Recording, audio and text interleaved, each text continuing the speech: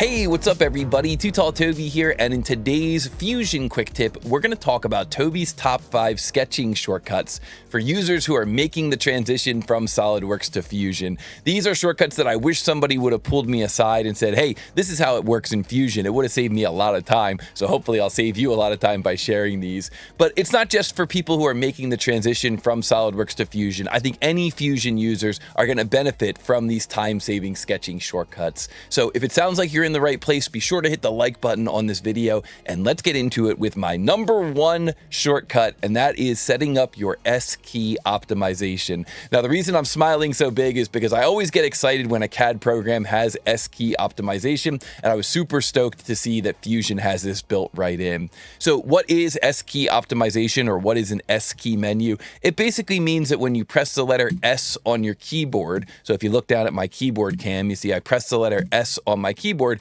it brings up a collection of commands that I would normally have to search for somewhere else, maybe up here in these toolbars running across the top of the screen. So for example, if I wanted to begin a new sketch here on the XZ plane, normally I would have to come up here to these toolbars and find the create sketch command and then click on that command to begin a new sketch. But instead what I can do is I can just click here on this plane or planar face of the model, and then I can press the letter S on my keyboard and I can choose to begin a new sketch, and that creates a new sketch there for me on the XZ plane. Now that I'm in sketch mode, I can press the letter S again, and I can begin the line command or the rectangle command or the circle command. So I'm going to begin the line command, and I'm going to come through here and create some shapes like so. And look at how quickly we're able to create that geometry. And now I'm ready to start fully defining the sketch. So I press the S key again, and ooh, there's no dimension command on there. So normally you would have to go up here to create and then choose sketch dimension. But instead what we can do, because now we know about S key optimization, we can search here for DIM. Now, once you search for that, you can click on the search results and that'll take you into the command. So if you're only using it once or twice, that might be the best way to use this. Or you can come over here to this side of the search results and click on this button, and that adds that dimension command here to your S key shortcut menu. So that means anytime you're working in sketch mode, you can just press the letter S, jump into dimension, and you can start adding in your dimensions to fully define this sketch.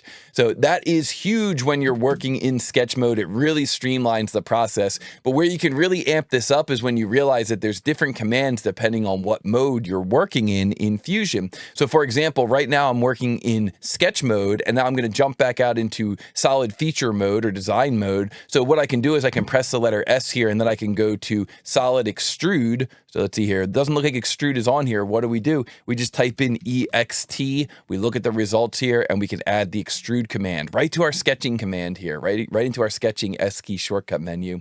So we create this sketch, add all the dimensions, S key extrude, and now we're able to take that geometry and turn that geometry into solid geometry right from the S key menu.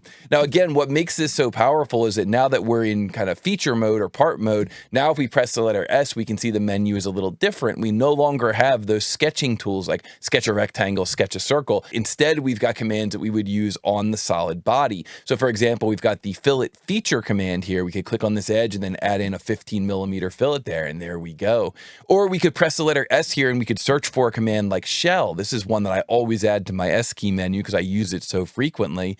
So then I could say add to the shortcut menu, and now I can choose to launch that shell command, choose this face here, and maybe make that like a 5mm wall thickness. Look at that. That is looking awesome.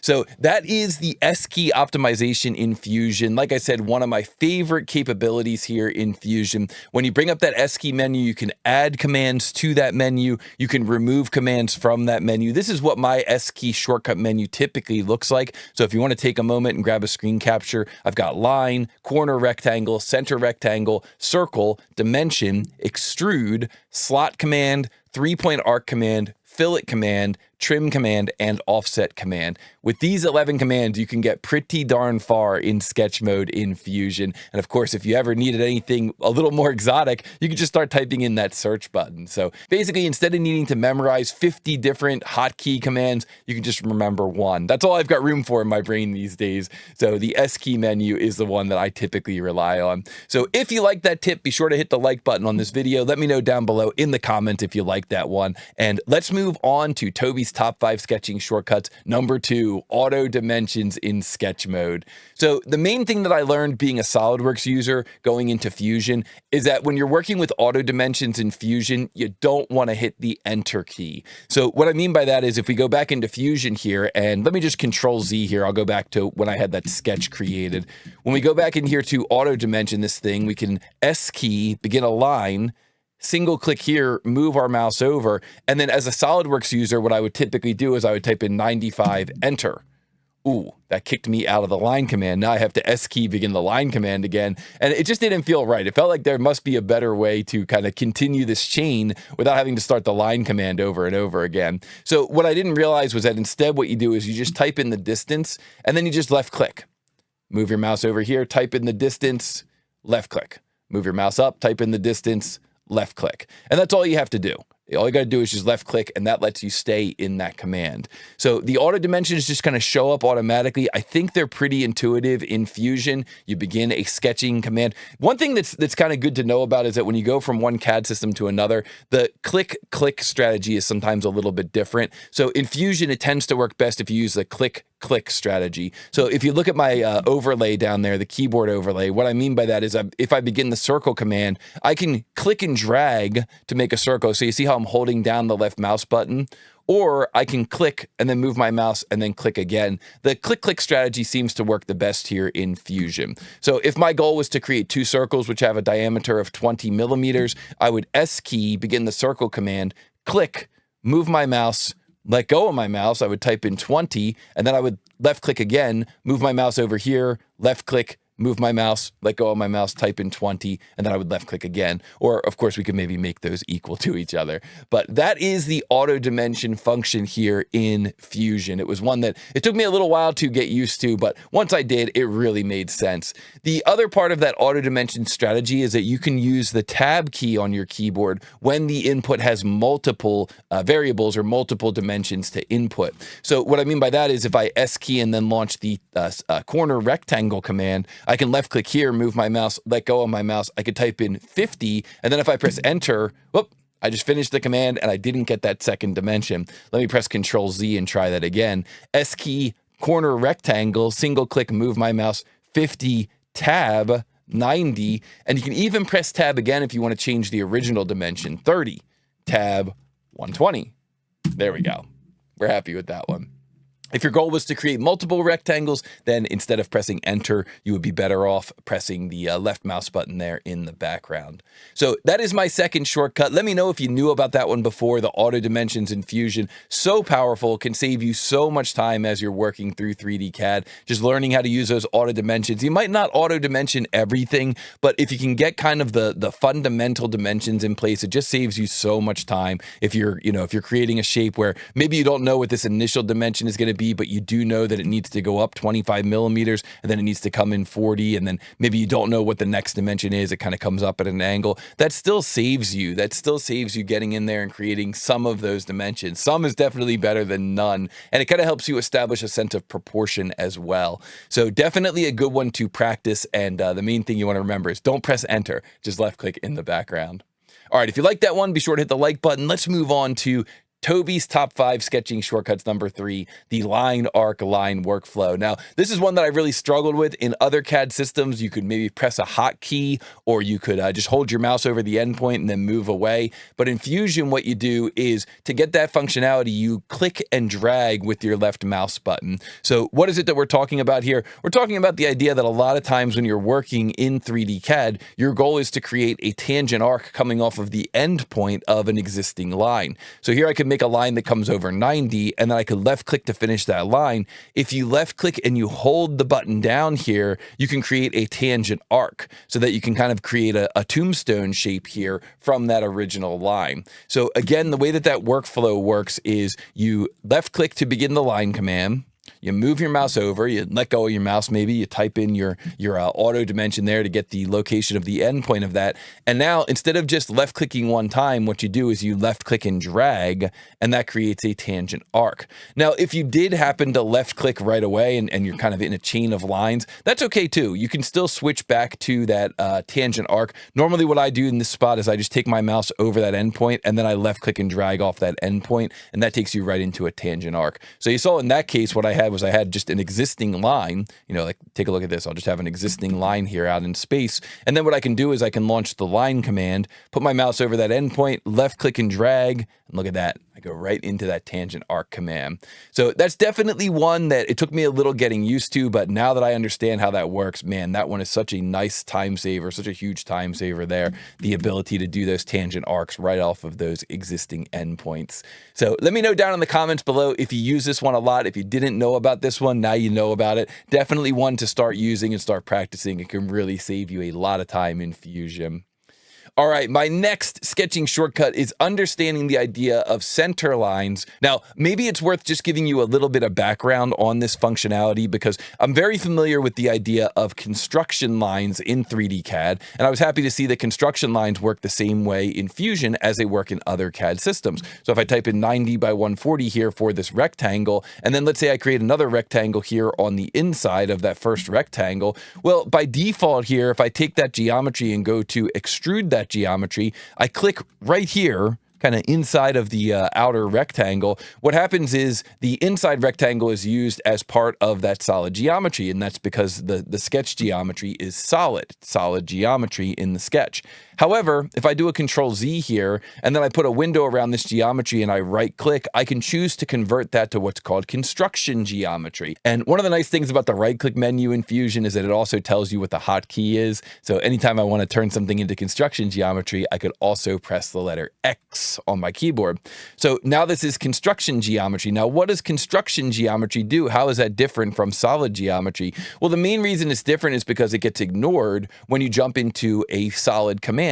So if I once again kind of click inside of this region here of the rectangle, now what happens is that construction geometry is ignored in the solid feature. That's the main difference. When you create construction geometry, it's ignored when you go to create a solid. It's used to help construct your sketch, but it's not used as part of the solid geometry. So that's the idea of construction geometry. So then what the heck is centerline geometry? I saw that centerline geometry was in there as well.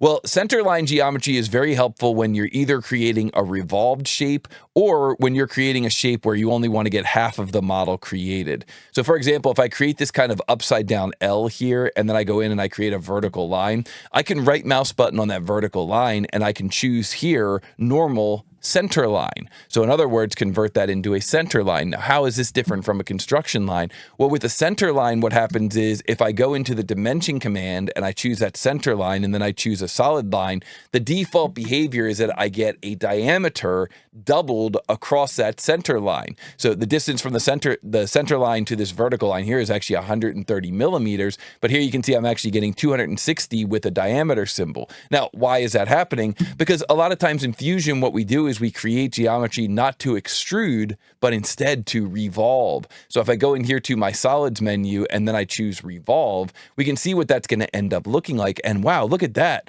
Fusion actually automatically selected that center line as the center axis for my revolve. I didn't have to come over here and tell Fusion what this axis should be. And that's kind of another advantage of using a center line in sketch mode. So advantage number one, you get the doubled dimensions, and advantage number two, you get that automatic selection of that center line for commands like the revolve command. So pretty cool to learn about that idea. I had known about construction lines before from other CAD systems, but this is the first time I've ever run into working with the idea of a true center line and it having some special functionality that's not part of the construction lines.